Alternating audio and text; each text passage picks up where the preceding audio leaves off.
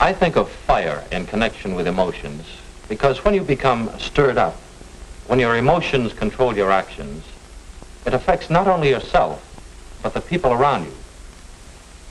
Psychologists find that control of emotions can be gained by understanding the stimulus-response pattern.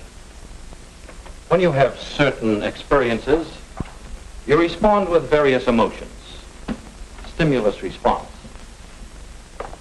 Just as this sort of stimulus produces this sort of involuntary muscular response.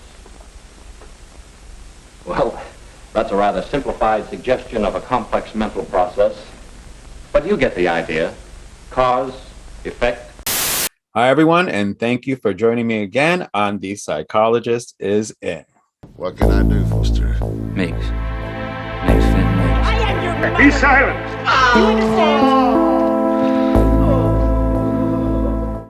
Well, welcome back. Thank you again for joining me. Hope you enjoyed the last episodes. If this is your first episode, then do me a favor, go back and check out Hereditary and Bug. The movies I'm discussing are obviously favorite movies of mine, and this one is an underrated favorite one of mine. I am discussing the 2001 movie Frailty. The movie is directed by the late Bill Paxton of Aliens and many, many amazing roles. Bill stars as the dad, Matthew McConaughey as older Adam, Matt O'Leary as young Fenton, Jeremy Sumpter as young Adam, and the late Powers Booth as FBI agent Wesley Doyle. So, what do our characters deal with? Schizophrenia, delusions of grandeur, and possibly bipolar disorder. Fenton and Adam are brothers who fend for themselves while dad works. Their mother died while giving birth to Adam. The family has lived a normal life, a loving, religious, and hardworking father. Then that all changes. This is where the delusions and the delusions of grandeur come in. Dad claims to have seen God. He said he spoke to him and that God has made him God's hand. Basically, he gets these visions, gets names. This list of names are all demons that he has to destroy. In some cases, people with disorders, they use religion as an excuse for the reason that they're doing things. This might be the case. Fenton does not believe his father and all the things that he's telling him. He even tells his father that you're just a killer. Meanwhile, Adam claims to have seen what dad sees when he touches these demons. So you've got the two kids already giving you two aspects of it. You also have dad claiming to find these random objects that God sent to him as his weapons to be able to destroy these demons. As I said before, I'm not really going to go too much into the movie. This isn't a review, just discussing the aspects, psychological or horror. As I kept watching this movie, what I thought I was watching was a father with undiagnosed, untreated disorders. He starts to believe he's the hand of God, hence the delusions of grandeur.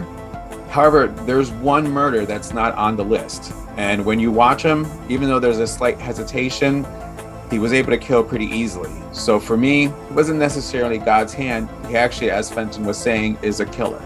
And as I said earlier, some people with disorders use religion as a reason for doing this. And in this case, it was the same thing.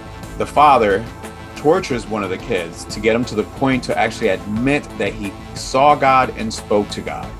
The other one, who lovingly loves his father, just goes along with it, so it seems, believing everything that dad has been saying. So at this point, I mean, if you're watching the movie, you are kind of thinking you're just watching a person with disorders doing terrible things. Then you get to the twist at the end. I'm not going to reveal it. I mean, the writing, the directing in this was amazing. I kind of didn't see it, but I really enjoyed it. And with that, you'll understand my diagnosis. All right, so this movie, this was horror. The psychological parts were just assumed by me and us as we're watching it. It's never really mentioned throughout the movie. And the twist in the end, like I said, is what made me look at this movie as a horror. So, join me next week where I'm going to discuss one of my favorite films. When we had done our top 10 movies, it was number one on mine. I'm going to be revisiting again William Friedkin, and in this one, it's going to be The Exorcist. So please make sure to hit subscribe, follow so you can get the updates. Until then, I'll see you next week.